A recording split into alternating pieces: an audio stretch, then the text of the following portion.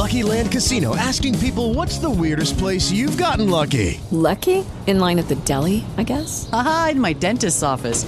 More than once, actually. Do I have to say? Yes, you do. In the car before my kids' PTA meeting. Really? Yes. Excuse me, what's the weirdest place you've gotten lucky? I never win and tell. Well, there you have it. You can get lucky anywhere, playing at LuckyLandSlots.com. Play for free right now. Are you feeling lucky? No purchase necessary. Void where prohibited by law. 18 plus. Terms and conditions apply. See website for details. Hey guys, it is Ryan. I'm not sure if you know this about me, but I'm a bit of a fun fanatic when I can. I like to work, but I like fun too. It's a thing. And now the truth is out there. I can tell you about my favorite place to have fun. Chumba Casino. They have hundreds of social casino style games to choose from with new games released each week. You can play for free anytime, anywhere. And each day brings a new chance to collect daily bonuses. So join me in the fun. Sign up now at ChumbaCasino.com. No purchase necessary. VGW. Void where prohibited by law. See terms and conditions. 18 plus. What's up, everybody? Real quick, before we jump into this episode, I have a message for every single person out there who is currently feeling lost, feeling like they don't have purpose, feeling like they lack direction. And as a result of feeling those things, you're frustrated. You're unfulfilled. You might feel like you've been wasting a lot of time, a lot of energy. You might feel some guilt.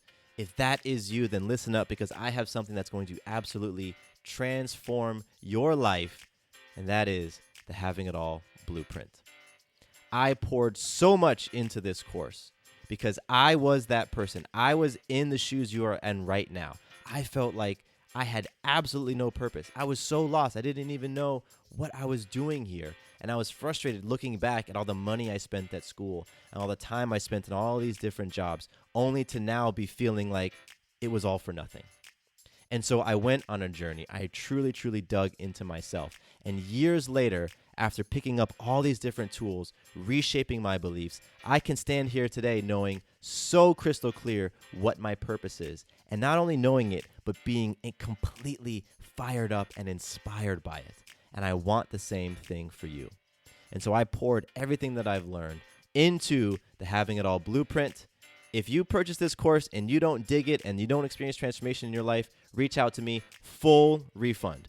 Absolutely no risk in investing in yourself with this incredibly powerful tool. And I've used everything in the blueprint to transform not only my own life, but the lives of my clients as well. So it is proven. So if you're ready, if you feel like you've waited way too long to be experiencing a life that is fulfilling and exciting, where you're just turned on, can't wait to jump into all the things that you've got going on. If you don't want to wait anymore, jump over to MatthewBivens.com/blueprint and enroll in the Having It All Blueprint today. Once again, that's MatthewBivens.com/blueprint, and join us. You too can have an abundant, loving life. I know it. I feel it. I'm excited for you, and I'm out. Peace.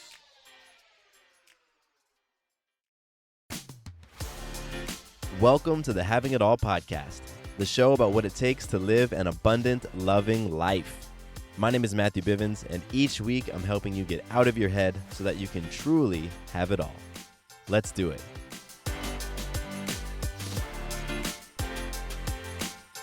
What's going on, beautiful people? Welcome, welcome, welcome to another episode of the Having It All podcast. I am very touched, very inspired that you're here with me today. You know, this is the show where we talk about having it all, where we talk about living an abundant, loving life, because we don't believe having it all has anything to do with your possessions. It has nothing to do with the cars in your garage, the size of your house, how many zeros are in your bank account, the latest gadget in your pocket. That is not having it all to us. To us, having it all has everything to do with what's in your heart, the way that you impact the world, the lens through which you see the world. It's about experiencing and living an abundant, loving life. And so I love the fact that you dig these types of conversations, because that's what's really going to impact the world in a healthy and powerful way. So for today's conversation, we're doing a rebroadcast. I'm sharing with you an episode from back in the day, back in December of 2017. This was when the Having It All podcast was an interview-based show. Because if you're new to the podcast, you may not know that this show started out as purely interviews. That's what I was doing 3+ years ago when I launched the podcast. I was interviewing some amazing people. And Adam Roa was one of the truly incredible souls that I had the opportunity to interview. And the title of his episode is You Are Who You've Been Looking For. A powerful conversation with poet, coach, speaker, and lover Adam Roa. And man, this truly is a really deep and beautiful conversation, because Adam is just one of those incredible people who's doing some truly meaningful work in the world. And you get a taste of the type of work he does just by looking at the title of this episode. You Are Who You've Been Looking For. And that is actually the title of a truly powerful poem that Adam delivers on stage. And you can go to YouTube and you can check it out. Just look up Adam Roa, Adamroa, and go to YouTube and you can see his poem, You Are Who You've Been Looking For. So we dig into conversations around that. We talk about his work. We talk about all sorts of really cool stuff. And I'm just really excited for those of you who haven't heard this conversation I had with Adam. And if you've already heard it once, now is the time to listen to it again, because you're going to pick up something new.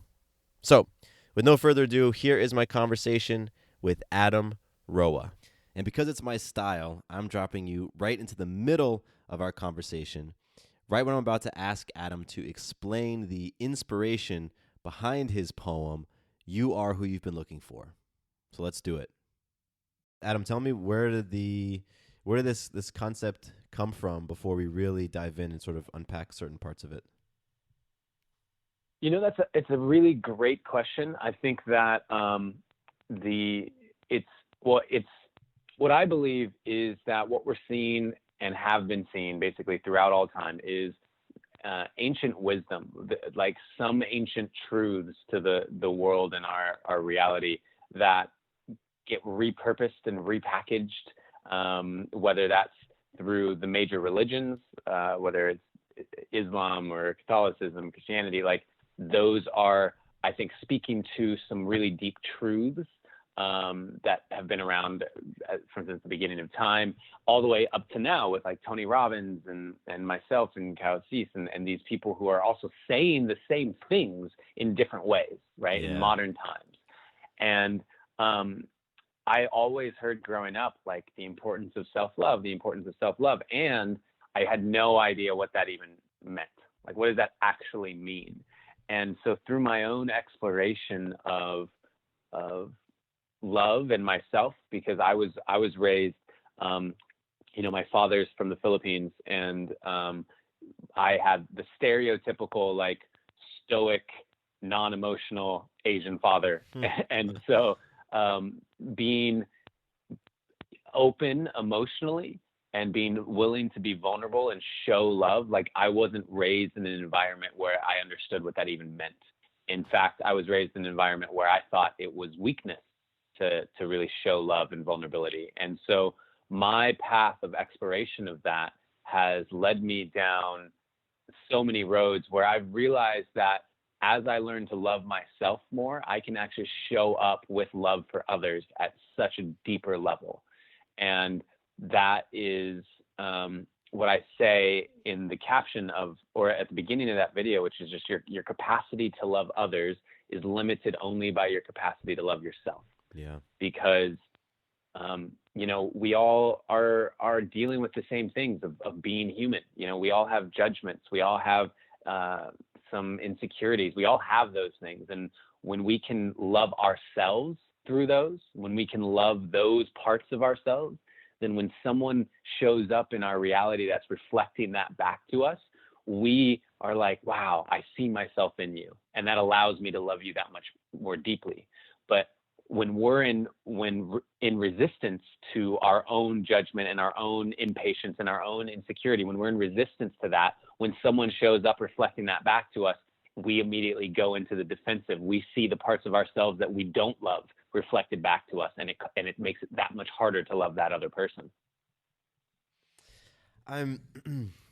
It's not a coincidence that I'm listening to Tim Ferriss' podcast this morning, and it's a unique episode for his show, and he's talking about the ability to love yourself, and the ability to love other people.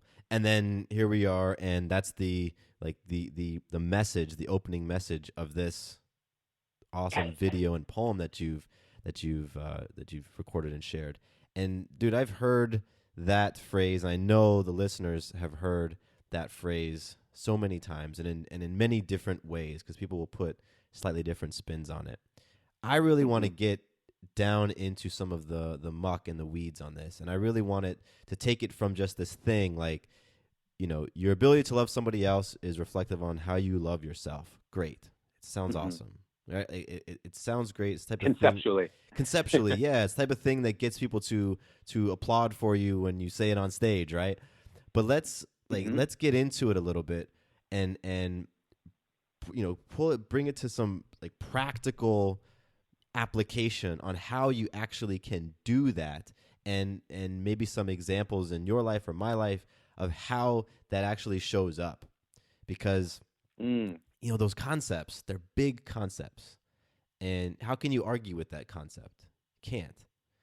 But then are we saying, you know, I have a daughter, I have a 14-month-old daughter, and am I saying that, congratulations. Thank you. And before I jumped on the phone with you, I was in the other room just making her laugh, because that to me just fills my love tank up, man, just hearing her laugh. And so as a parent, and I hear that, you know, my ability to love others is reflective of my ability to love myself, I can almost create a defensiveness just against that. Like, wait a minute, you're saying that I don't really love my kid, or I don't really love my spouse, or wait a minute, because I can be a little bit overly critical on myself, that is capping the amount of love that I can pour into somebody else. And so I really want to just put a magnifying glass on that, you know, that phrase, that sentiment, before we jump into some other stuff from your video. So what do you? No, I think that's a really great point, because most people are in a space where they can say, I can love others so much more easily than I can love myself. Yes. Yeah. Like that's the default. If you were to take the mode, right, to use old math, like if you were to take the most common, just random person, more than likely they would say, I can love others easier than I can love myself. And we are in a society where we can pour out affection. We can pour out where we're being told, like, be of service. And yet, when it comes to loving ourselves, what does that actually look like? What does that actually mean? And for me, loving myself has looked like facing off with my shadows. Loving myself has looked like being willing to dive into the quote unquote darkness of myself, and really being present to where those judgmental thoughts are coming from. Where are, like, one big thing in my life, for example, right, has been that when I was really young, I had a series of events that occurred that caused me to lose trust in myself, to lose trust in my ability to, like, know, say, I feel this, trust my intuition, I feel this, and that's my truth. Instead, I would start asking around. I'd be in relationships. I'd say, you know, does this make me a bad person if I don't go to this person's birthday party? I just feel really tired, but, like, what do you think? Or would you read this text message? Like, does this come across like I'm an asshole? Like, I didn't have the trust in myself, right? And when I didn't have this deep trust in myself, and I didn't even know that I was lacking it, I was going through the world, and when anyone was showing up in my experience, causing me to have to question, have to look at what's my truth, what happens is, because I am uncomfortable in that space, because I'm uncomfortable in my own darkness, my own shadow, my own mistrust of myself, then the normal reaction, what most people will do then, is project their defensiveness, their uncomfortability, their insecurity, project that out to the feedback mechanism that's reflecting it to them. So most of the time that's another human being. And so we get another human being, I say, they're causing me to feel this. Like they're causing me to feel this, the discomfort I feel, the insecurity that's coming to the surface right now. It's them doing this to me. Yeah. And that makes it really hard for me to love that person fully, unconditionally, when there's that level of almost blame for my experience happening because, quote, because of them, right? And once I started really facing off with myself and realizing, wow, this lack of trust that's showing up, this insecurity, all of that is coming from these beliefs that I took on really early in life. And that got reinforced because I believe we're creating our reality, and that the reality around us will reflect our internal belief structures. So it kept getting reinforced to me over and over throughout my life. And I said, yep, totally. I can't trust myself. Well, once I really faced off with that, and I said, wow, you were hurt. You were wounded. You didn't know how to process a certain emotional experience, and you made that mean something about yourself, and you've been living with that for decades. Well, when I faced off with that and I could have compassion for myself in that, when I could see myself as the wounded inner child instead of being broken, when I could see that and develop that compassion, that also allowed me to get into those same circumstances where someone was causing me to question my beliefs, question and rise my insecurity. And then I would look at that person and say, this isn't this person doing anything to me, right? My experience is my experience. What's happening outside of myself is a neutral result. And therefore, that freedom from any attachment to this other person's impact on my life, that freedom allowed me to see them and hold them in a space of unconditional love as a human being. And it's really important for me to make a differential here, because I said this when Donald Trump got elected and everyone was kind of freaking out. I saw that video. Yeah. Yeah. I was like, now's the time to put your money where your mouth is, essentially. Like, can you hold unconditional love for Donald Trump just as a human being? Because here's the thing, all those people, and here's another example. I go off on these tangents. Go. So stop me at any time. But like when Donald Trump got elected, my Facebook feed, which is normally full of all these people posting motivational memes and videos and saying things like I'm saying right now, of like, it starts with self-love and love. Can you love others unconditionally? Like all that stuff. As soon as Trump got elected, my feed had these same people lashing out and being like, I live in this, how am I surrounded by so many racists? Like, how could you be so ignorant, and like anger and vitriol and just like all of this stuff that was being projected outward. And the thing is that what they were upset about with Donald Trump and his basically willingness to wear his racism and his all of that stuff out on his sleeve and not hide it. Well, that's coming from a fear-based place. That's coming from a fear-based place of, oh, it's the immigrants, it's the Mexicans. We need to build a wall. We need to stop allowing immigrate. Like all of those things are actions coming out of fear, and that can look like anger. Sometimes when we get afraid, we lash out in a defensive way in anger. And Donald Trump's doing it on a very public way, and yet it's reflective of what so many people who are preaching about love also have harbored deep within themselves.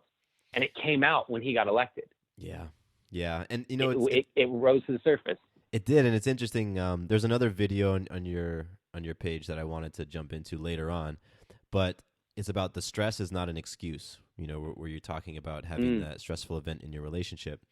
And your partner, what's her name again? Azria. Okay. Yeah. She says stress is triggering something that's always within you. So, and you mentioned this a couple of times. The event itself is neutral, right? So somebody being elected is neutral. Somebody saying something to you is neutral. What's happening is it's triggering that thing that's within you. So it's so funny that when this neutral event happens, you know, it's like you said, that's the opportunity for you to walk your talk, You know, it's your opportunity. Those folks that you saw on your feed, my feed was the same way, man. It blew up. The number of people I was actively following dropped dramatically after that event, just because it was like, wow, okay, that's what was in you and was just waiting to come out. And so that's the thing. And they'll go ahead. No, go. You go.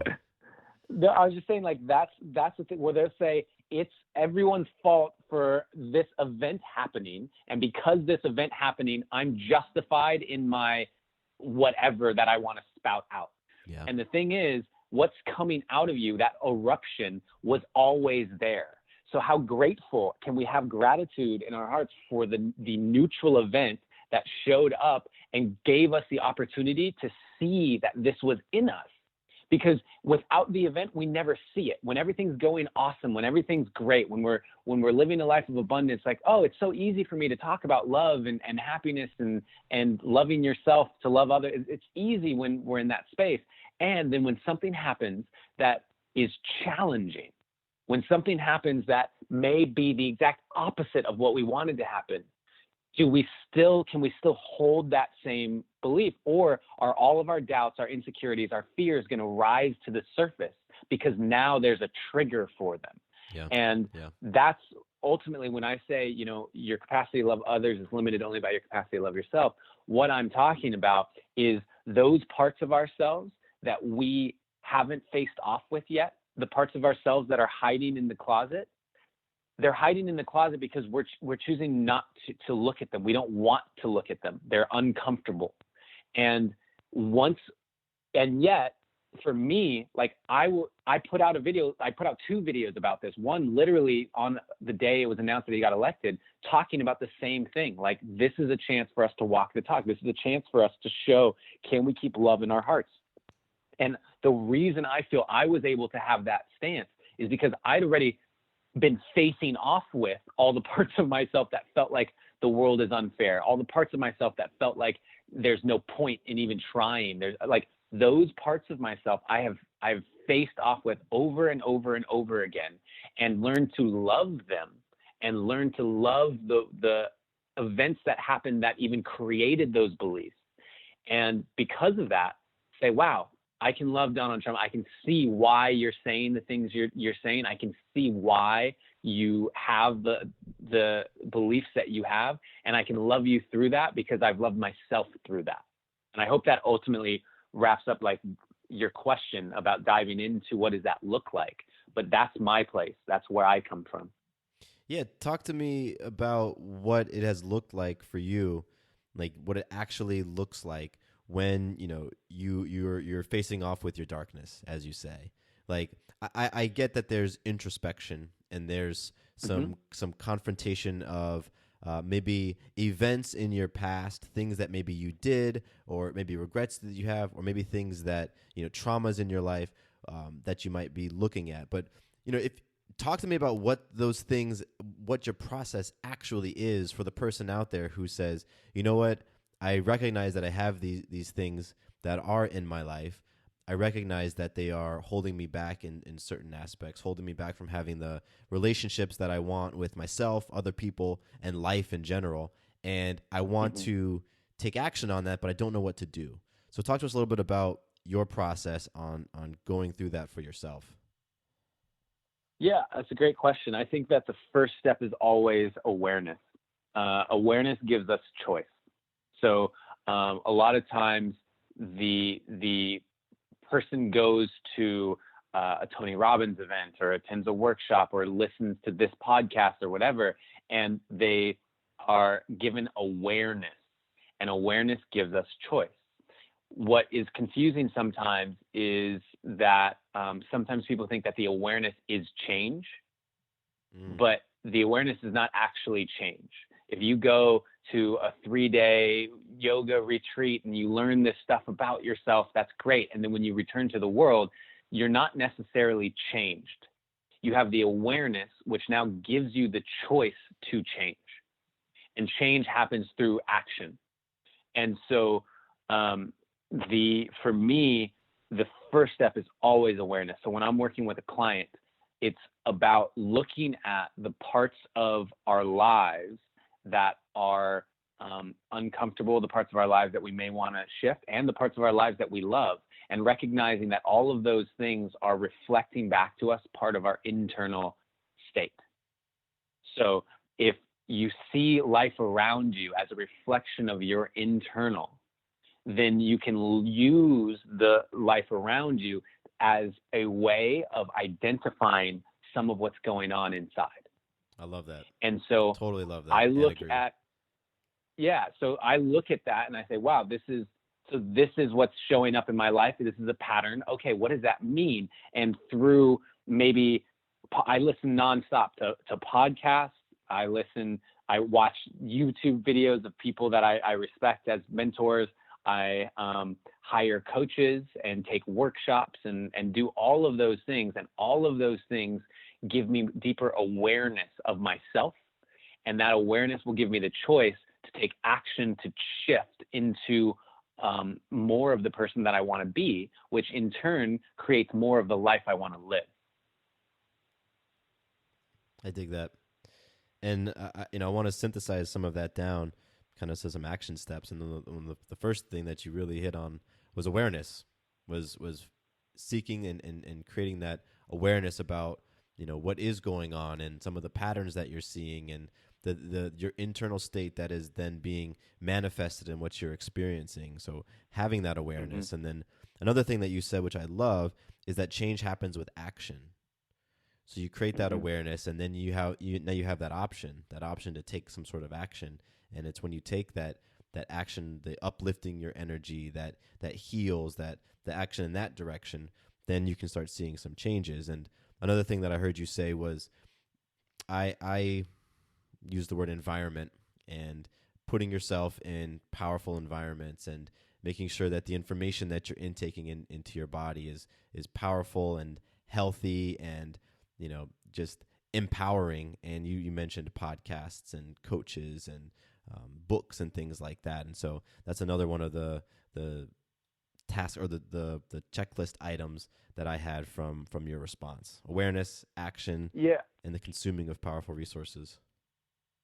Yeah, I think that the consuming of powerful resources is what gives you the awareness. I think that, everything I do really is about giving people awareness. First of all, my podcast, my videos I put out, the workshops I run, even working with people one-on-one is all about first and foremost giving people the awareness. And then once they have the awareness, they have choice. I can't make the choice for them. Yeah. And so once they have the awareness, they have choice, and they want to take some action steps to change. Now it's about, okay, how do we give this person the tools to do that? How can they be supported in that? And I think it's important to note, to make a note that this is why coaching and mentorship is so important, because while we may be able to listen to a podcast and we may be able to read a book and gain new levels of awareness, there are always things that will exist in our blind spots. There will always be things in our blind spots that just we cannot see by the very nature of our perspective and our lens. We can't see things in our blind spot. And in order to see the things in the blind spot, we need a mirror of some kind.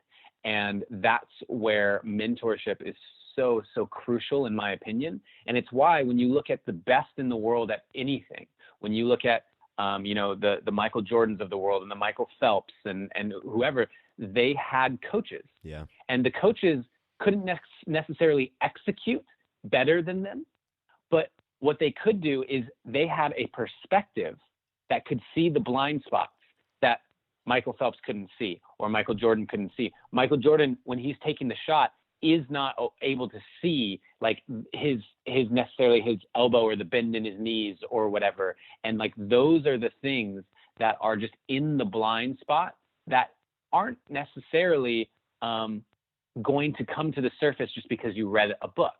And so I think that having valuable mirrors reflecting back to you perspectives that you can't see on your own is invaluable. And that doesn't have to be paid coaching, but it's a huge reason why like the life coaching business has just been like skyrocketing recently, I think, as people are becoming aware of this.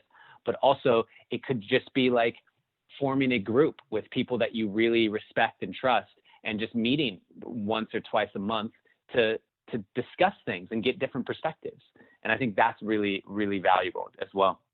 Absolutely. I am a huge advocate of coaching and mentorship. And I love how you said, having somebody help point out your blind spots.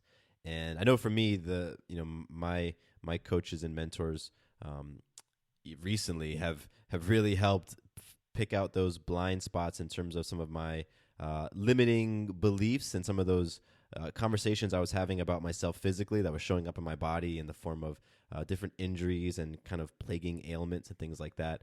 And in the past, they've really helped me to see my conversation around money and the ability to attract and create money. And that's been just phenomenally eye-opening. And then purely from an ROI perspective, I mean, it's paid itself over and over because, they help me to see that, have that awareness around the money conversation, and then I can go and making some changes on it. And so I'm curious for you, what are one or two blind spots that your coaches and mentors over the years have helped you to see and navigate around, or transmute? Yeah, I mean, so many. One of the biggest changing points, pivotal moments in my life was hiring my first life coach and starting to uncover things like I had a deep rooted belief that that we are like forged in the fire, right? Forged in the fire. What doesn't kill you makes you stronger. Like these beliefs that at a deep level, what it means is that you're stronger because you struggle. Yeah. Right? You're strong because you struggle. And the truth is that deep down, I believe that we as human beings, as these spiritual beings having a human experience, that we are connected to like an infinite wellspring of strength and courage and capacity to love and all these things. I don't believe that we're limited in that. If we can connect to whatever spiritual belief that you may have listening to this, like God, universe, source, divine, like whatever you want to call it, when we connect to that, I think that our capacity for anything is infinite. And so when I did have the belief that, I'm strong because of my struggle, what ultimately I'm saying is, if I want to be stronger, I'm going to call in more struggle. Yeah. Like they go hand in hand. That's like the path to strength is struggle, and what to prove to myself what I can overcome. And man, when like that singular belief was able to start being moved through and processed out of my system, life became so much easier. The amount of traumas and accidents and just things that were happening leading up to eventually my spiritual awakening, the like going all in on this new path, that if I were to look at the before and after of those things, it's not even comparable. Yeah. It's not even close. And I think that that's an example of how these beliefs, really, really deep-rooted beliefs, can be impacting people, and they don't even know that that's the reason. They don't even know that they have that belief, and that might be the reason why they've had the car accident and why they got fired from their job and their relationship's ending. Like that may be the thing, because they feel like it's going to make them stronger on some deep level. Like it's a really complex game, and that's one of the big ones that pops into my head that I've been able to work through. Oh, that's awesome. It's huge. It's huge. And I like how you said you might just be repeating that pattern and repeating that conversation because of this belief that you're not even aware of. You're not even aware of it, and yet it's working. It's doing its thing under the surface. And I've had a bunch of those types of beliefs. I've had the belief about the only way to create that success is to grind, work 14-hour days and stuff like that. back when before I was married, I had this belief that it had to do with relationships, and I want to pivot into relationships a little bit. I had this belief that I was not allowed to be happy if she wasn't happy, and that and the kicker was our relationship was strong because of that. Our relationship was healthy because I couldn't be happy if she wasn't happy.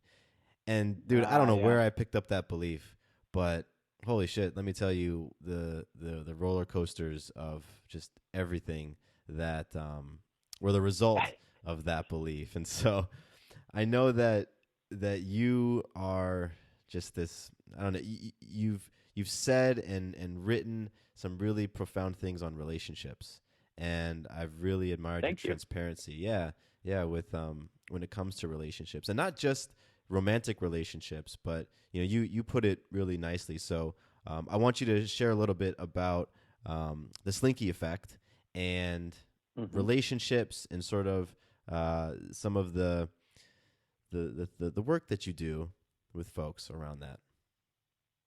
Yeah. Well, the Slinky Effect is a company that my partner Azri and I started together.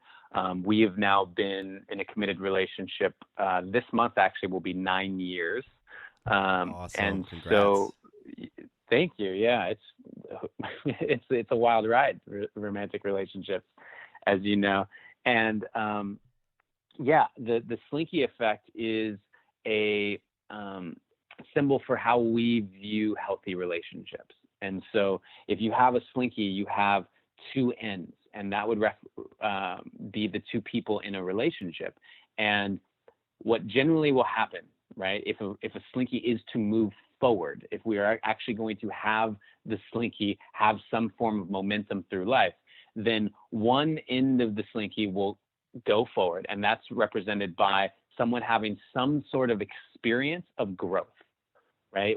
So maybe you listen to this podcast and that sparks some stuff in your head, and you start thinking about new things. That's literally some growth that you've had. That's a Slinky forward. And now the other person has a conscious choice in the matter. Now, when that Slinky end goes forward, they can be pulled forward by the person they're in relationship with. They can go, wow, that's amazing, and allow that to motivate them into their own growth. And generally what I've seen happen is their own growth then catapults them forward, and maybe in a slightly different way, so that it pulls the other person forward. And one by one, these ends of the Slinky keep tumbling forward in the same direction. And that is the relationship that we have, and that's how we see healthy relationships moving. And that's not just romantic. That's business partnerships, friendships. That's your relationship actually with the universe itself and the universe around you, where you have some massive growth, and then the reality around you is going to shift to reflect that growth that you've had. And once that reality around you shifts, it will surpass, it will provide you the opportunity to continue growing. It will leap past you like a Slinky, and you can now use that to catapult yourself into your next stage of evolution. And if someone doesn't, what often happens is one person can have this growth, and the other person can be threatened by that. The other person can say, that's just not the direction I want to go. The other person could plant their feet in the ground and say, I don't want to change. And that end of the Slinky eventually becomes a ball and chain. And now you just have one end that's dragging the other person through life, and it will eventually either lead to both ends just stopping and there being no further growth in the relationship at all in either individual, or it'll snap and the relationship's over at that point. I love the visual of the Slinky that it gives me, especially like moving up the stairs, because I definitely experienced that with my partnership right now, but it definitely was not always that way, and with previous relationships, there was this sense of avoiding personal growth or being intimidated because I didn't want to, or maybe my partner felt intimidated, and it was just this things are it's getting okay being comfortable. Getting okay being comfortable with where I'm at. And so I'm curious for you and the work that you've done with other couples and, in past relationships with yourself. When one person is feeling like either the lead end of the slinky constantly or they want something more for the relationship and they want something more from their partner, what are the types of things that you talk to them about? Because you and I are the types who I believe subscribe to that belief of co-creation and consciousness creates and putting things out there. So I'm curious what you have to say for the people who might have created a partner in their life that is not so down with the growth. Yeah, I mean that's a tough one. I find that the biggest thing that a lot of people are surprised to hear from Azria and myself when we talk about relationships is that we both feel that the individual is more important than the relationship. Talk about that. I like that. Yeah, people are like, what? Well, it's because I believe that the individual, through being fully fulfilled, now has the ability to show up fully in the relationship. And where there's any part of like fear that comes into that is the idea, well, what if what fully fulfills me is like, I want to go like live in an ashram in India for like 3 months. Like, what if that's what I want to do, right? And she doesn't want to do that. Well, yeah, our paths of fulfillment may lead us in different directions. And that's where there can be some level of fear and an understanding that my happiness and her happiness ultimately is more important than anything else, including the longevity of the relationship. Like if it gets to a point where the thing that would make both of us the happiest, where we can live and be excited to wake up every single morning and just love life fully, means not being together, then that's what it means, because the individual is so much more important. And with that being said, we wake up every day with the intention of loving each other fully. We wake up with the intention of spending the rest of our lives together. We live with the intention of raising a family together. Like that is our intention and that is our hope. And there's not a attachment of my own happiness to that result. I am going to live a life of happiness no matter what. That is what I'm committed to. And it is my deepest desire and hope that that looks like the two of us being together for the rest of our lives. And so, did that answer your question? It did, and it really opened up a whole new avenue, because I want to explore this, because I know that there's some folks out there who just became insanely anxious by what you said. Seriously, this totally. Idea that, I know. Yeah, the idea that, listen, as an individual, my individual happiness and fulfillment is what I'm going to seek and create first before the relationship. Because I was there, man. I was in that space where that sort of sentiment would have terrified me and probably would have influenced me to turn off the podcast episode, because I didn't want to hear more. Hopefully people are still listening. Yeah. The courageous ones are, because it's an insanely confronting notion. Mm-hmm. Okay, round 2. Name something that's not boring. A laundry? Ooh, a book club. Computer solitaire, huh? Ah, sorry, we were looking for Chumba Casino. That's right, ChumbaCasino.com has over 100 casino-style games. Join today and play for free for your chance to redeem some serious prizes. ChumbaCasino.com. No purchase necessary. Void where prohibited by law. 18+. Terms and conditions apply. See website for details. So yeah, I think. Go. Go ahead. I just feel like at the end of the day, who are you living this life for? And anytime that we place our happiness outside of ourselves, we are disempowering ourselves for anything. And that's easy to understand when you have people saying things like, oh, when I get money, I'll be happy. Like we hear that and we're told all the time that that's not true. And and people still have a resistance to the idea that it's not true, right? Like when you have a celebrity, when you have a celebrity that says, you know, fame's not going to make you happy, money's not going to make you happy, people go, well, that's easy for you to say. Yep. It's easy for you to say because you're famous and you're rich. Like you have everything that I want. Like easy for you to say.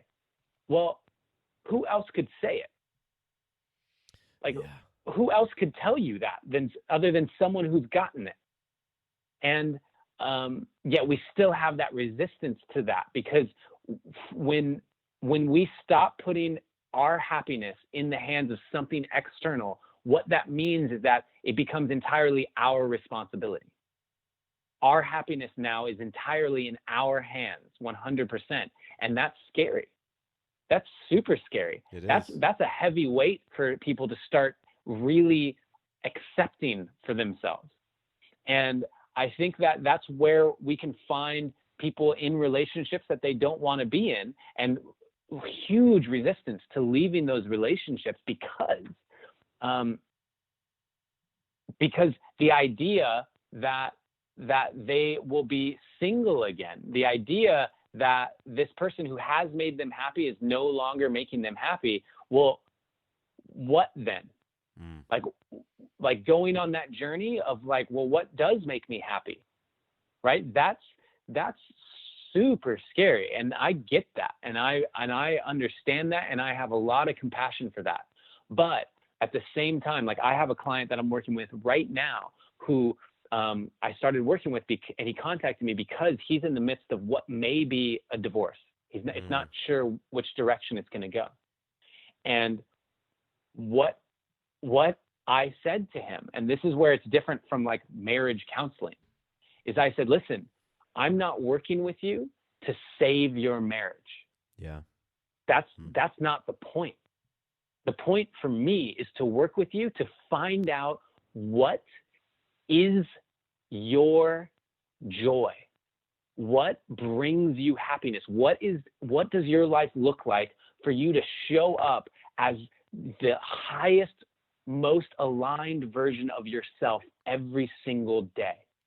And maybe the relationship you're in was that for a time, and maybe it's run its course where now what you want out of life you can't get in your current relationship because that's not what she wants. And if that's not what she wants, she will never be able to give you the thing that you most crave currently at this place in your life. And for that reason, I'm telling you, I'm not here to save your marriage, because that might not ultimately be the thing that brings you happiness. I'm here to help you find your happiness. And the evolution of two human beings in a relationship, I think there's nothing more beautiful than when two people continue to evolve in the same direction. Where we continue to evolve as individuals. And I read a book a long time ago called The Road Less Traveled, and it has this great symbolism that still sticks with me, which is that relationships are a Venn diagram. And that, for people who remember from school, Venn diagram are those two circles that overlap, and you have the things in one circle that don't touch the other circle, and then you have the things in the middle that both circles share. That's like two individuals entering into a relationship. That shared overlap of this Venn diagram is the relationship. The other parts of it are the individual. And the healthy thing in a relationship is for both of those circles to continue to expand. And as both circles continue to expand, who I am as an individual continues to expand. I get to find out more about myself. I get to find out more about what I love and what makes me happy. And because I'm expanding and she's expanding, the shared part, the relationship, also expands. The depth of what we share as two individuals continues to expand. We get to know more aspects of each other. The relationship expands. And the individual expands. But what often happens is you have one person that continues to grow and expand and swallows that other circle. So now that other circle is just completely engulfed and doesn't even know who he or she is outside of the relationship. Or you have both individuals that literally just expand in different directions. So now there's no more relationship. There's no more overlap. And none of that is wrong. None of that is bad. But if we're not being honest with ourselves with what's actually happening and what's actually being reflected back to us in our relationship, then we don't have the awareness, and therefore we don't have the choice to make the changes that will lead ultimately to our happiness. And people can ask themselves, if you're listening to this right now, you ask yourself, what is more important to you? Being happy or being in your relationship? And being happy to me means looking at parts of yourself that may not be fully happy. That's how we get to happiness, is we go through. The only way out is through. So we go into the parts of ourselves that may be unhappy, that may be unfulfilled. And we ask those questions. Why do I feel this way? And that's going to give us the awareness, like we talked about earlier, and that's going to give us the choice. And then once we have the awareness and we start making the choices for change, the person in that relationship isn't like a stranger. This is someone you love, who you've been in a relationship with for who knows how long. You invite them along on this journey. And hopefully, if it's both your intention, hopefully it leads you in the same direction. But that's not a guarantee. And that's why people get so afraid to go down the personal development path, is because the possibility that they will have to leave behind all the things that they currently are identifying with, their relationship, their job, their family, their friends, like the idea that the path that might bring them the most happiness looks very different than the one that they're comfortable in, that fear causes people to stay exactly where they are. And that staying exactly where they are, they either develop resentment towards their relationship, their friends, their family, their job, or they just kind of give up. They just kind of like, this is just what it is. And that, to me, I'm more afraid of that than anything. The fear of just complete stagnation and apathy. Mic drop moment, dude. Yeah. Everything you said, I'm here nodding. Absolutely. And, I like how you mentioned that the personal development work can be terrifying. It absolutely can be. And I know that from my own experience and just from speaking with others and receiving emails and notes from listeners, that just going down that path where you self-examine, where, like you say, you take a look at your shadows, and I mean that it can be insanely hard. It's the hardest work that I've done personally, most challenging, and also the most rewarding. As often is the case, right? Yeah. And it's a terrifying thing, man, to face off with your discomfort and your fear. It is understandably scary because there's a reason why. Our brains work in a very interesting way where there's something called the backfire effect, which is where when someone questions your beliefs, your brain, the amygdala in your brain, responds the same as if you were being physically threatened. And so what that shows is that we identify our actual physical safety with our identity, our beliefs, right? The beliefs that we've decided are our identity. And so therefore, the act of personal development, the act of actually going and taking a good hard look at what is our belief, what is the identity that we've associated with, what are those things, and are those true for us anymore? Our brain is responding as if we're going into a physically unsafe endeavor. And I think that it takes a lot of courage, and also understanding that nothing you're going to uncover is being implanted by the work. You're only uncovering something that's already there. And so like, if you're worried about, well, what if I find out that I'm not happy in my 15-year marriage? Well, that's because you're already not happy in your 15-year marriage. Yeah. Like yeah. that's already the case. It's already there. It's just a matter of whether or not you have awareness of it. So going down the path of personal development and really asking these questions isn't anything you uncover is already there. And that's a very important thing that I try and reinforce with all of my clients, because now it becomes a little less scary because it's already impacting your life, whether you know it or not. It's impacting your life. Absolutely. Absolutely. And I think a lot of times, I don't know if it's a lot. I think it happens where we know it's impacting our lives and we just want to push it down and we want to try to ignore it. And we think if we can ignore it for another month, another year, things will either shift or I'll just forget about it, or, it just dissolves. And that just doesn't happen. No, it only gets harder. Yeah. It only gets like the more time that you wait to really start looking at this stuff, it only becomes more difficult because there's more energy that has been put into the old way. There's only been more time invested in the relationship. There's only been more like people who are in jobs that they really dislike. It's almost like a cliche at this point, right? It's like I work a job that I really hate because I need to pay the bills, and then I get to be myself on the weekends. Like that's like, it's become almost like a cliche where, it's so common to see in movies and things like that. And the question that I always ask is, like, who's forcing that on you? Like, if you were to, and one of the most common things that people will say to me is, oh yeah, but like, I have all these responsibilities, right? Like I have to provide for my family. I have to do this. I have to do that. And just the idea that you have to, that's a phrase that I've eliminated from my vocabulary as much as possible, because it's so disempowering, right? The idea that you have to do anything. What happens if you don't? Yeah.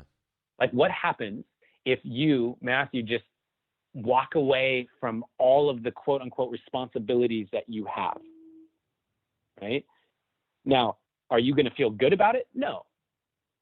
But what actually happens? Does the world end? Does like life itself cease to exist? Do you die? Does your entire family pass away? Like, what is the thing that happens other than the emotional pain and maybe the guilt you might feel and like what goes on inside of you and the difficulties that others may have as a result of it? But at the end of the day, you don't have to do anything. And I think that part of this is reminding people that they're empowered. If you're working a job that you hate, it's not because you have to, it's because you choose to. And that's okay. Like, totally fine. If you're choosing to, why are you choosing to? You're choosing to because you love your family so much that you will do anything to provide for them. Great. What a different perspective than I have to work this job because I have these responsibilities. What a more empowering decision to make. I love my family so much and it gives me joy to provide for them. And that's the true reason that people start a job that they may hate and feel like they have to, but that's underneath it is that love. And so tapping back into that and empowering themselves through choice, the reason that's scary is because then when you're admitting to yourself that you're choosing every day to go to a job you hate, well, now there's nothing to blame. Yeah. You can't blame the responsibility anymore. And taking ownership of that is a really scary thing for most people. Yeah, absolutely can be. But man, when you do, I've experienced you feel like a superhero when you realize that it's within your hands and your capabilities, and especially just looking at those things that make you uncomfortable, create the fear within you, and continuing to move through them anyway. All of those things collectively, in my experience, have literally, like, I'm a big, comic book nerd, sci-fi nerd, and all of those things have made me feel like I have these superpowers where it's like, you can't touch me, like life circumstances can't phase me. And it's a beautiful thing that I've seen happen in other people in their lives, and I can imagine you've just experienced some just profound transformation in your own life, your own relationships, and in the people you work with. And it's been over an hour now of us just diving in on these topics and just going. I've just been ranting. Oh man, like ranting. I get so passionate about this stuff, man. I can talk about it all day. Seriously. Oh man, I don't even consider it rants. I feel like they're downloads. It's just universal truths being downloaded through you and just coming out, and you're passing along these ideas and these new paradigms and all these things for myself and everyone listening to chew on. And I'm incredibly grateful because I get an opportunity to learn, and I really enjoy being in that space of learning. And I realized on this conversation, I'm like, man, there's a lot of things I want to now go and dive into deeper, because Adam, you've sparked this curiosity within me, and you've identified some spots within me and my understanding that I think I'm gonna go and explore and get stronger within. And wow, I've got all these notes here. I'm like, boy, I checked off 2 of the 10 different things I wanted to get into, but I love it because these tangential conversations are where the gems are. And so I appreciate you. I really do. And as we come to a close here, I would just love for you to be able to drop one more gem on the listeners, some message that they can walk away with and sort of meditate on for a little bit as they turn off this episode. What would that be? Wow. Yeah, let's see. I mean, the message that I hope is encapsulated in every single thing that I do and every word that I say is a reminder for people that they are seen, they are heard, and they are loved. And I believe that most of the world's ills, if we'll call them that, happen because there are people who aren't feeling that. They aren't feeling that. And I have found in my own life and in all the people that I have ever worked with, there is so much love and support around, available, especially in this age of the internet and telephones. Like, there is just so much available to people that most of the time what's really going on is that we have closed ourselves off to the receiving of that love and that support. It's not because it's not there. It's because we are not allowing ourselves to truly receive it, whether that's because we don't feel worthy of it, whether that's because we're scared of what it might mean to start walking that path, or whether we actually legitimately have never even thought about that before. I believe that the ability to open up and allow in the infinite abundance of joy, love, happiness, and support, and that it's available to everyone, is a worthy pursuit. And all of the time and energy that you can allocate to that pursuit will pay massive dividends. And everything I do is aligned with supporting people in that. And so I hope that if anything I said, or a lot of what I said, has resonated with you, I put out so much stuff for free and literally not costing a dime, whether it's podcasts or videos or Facebook or Instagram or any of that. You can find that support, whether it's through me or someone else. And I encourage you to begin that journey if you haven't already. But if you're listening to this, you probably already started. So continue. Well done. That was beautiful, man. That really was. And please tell the listeners where they can go to connect with you, because you've got a lot of online real estate. So where can they go to learn more about you, connect with you, reach out to you if they have questions, or maybe they want to ask about your coaching services? Where can they go to do that stuff? Yeah, so adamroa.com, ADAMROA.com is my website. You can find me online on Facebook, primarily is my number one mode, which is you can find me at Adam Roa, and then on Instagram at adam.roa. I'm also on there. And then lastly, my podcast, which is called The Deep Dive with Adam Roa, is freely available, iTunes, SoundCloud, wherever you get your podcast, Stitcher, that sort of thing. And yeah, just, stay in contact. It's been amazing. I just toured a show in Australia, and it was amazing to see people in the audience who knew each other from the online tribe that's forming, where they comment on some of my posts and things like that, and they knew each other because of that. That's and wild. So they're yeah, it's super wild. And so there really is a tribe that's available to you. If you'd like to be a part of it, please, just join up, engage in the conversation. I know you and Azria are also launching something as well. So tell us about that real quick. Yeah, we're launching, Azria and I are actually launching at 1 p.m. What time is it? It's 12:11. Yeah, so in an hour, we're getting on a Facebook Live and launching the application process for a group program that we're going to start in January. And so it's going to be limited to 33 people or less. That's specifically for some of the stuff we may have touched on today, but goes way deeper, like the metaphysics and epigenetics and that sort of stuff. We're really going to dive into that.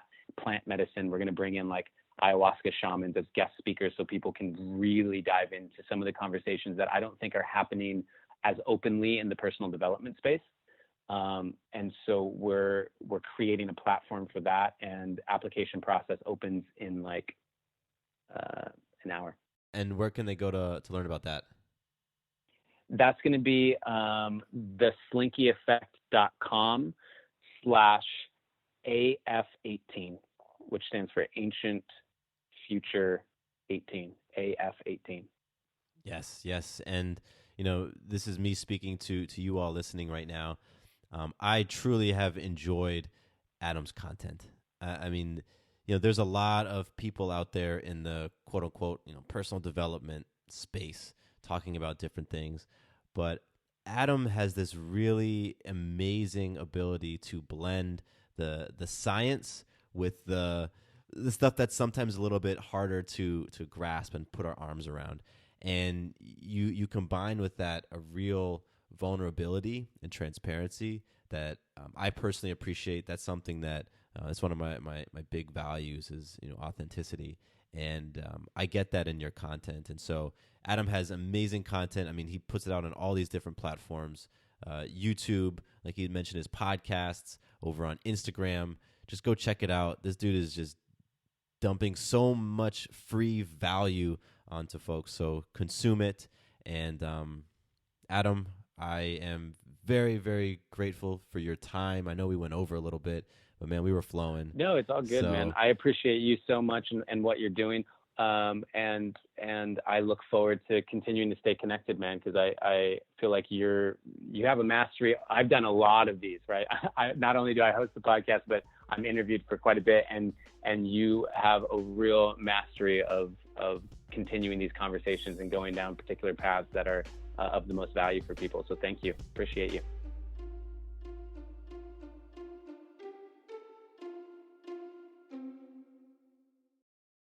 Hello, it is Ryan, and I was on a flight the other day playing one of my favorite social spin slot games on ChumbaCasino.com. I looked over at the person sitting next to me, and you know what they were doing?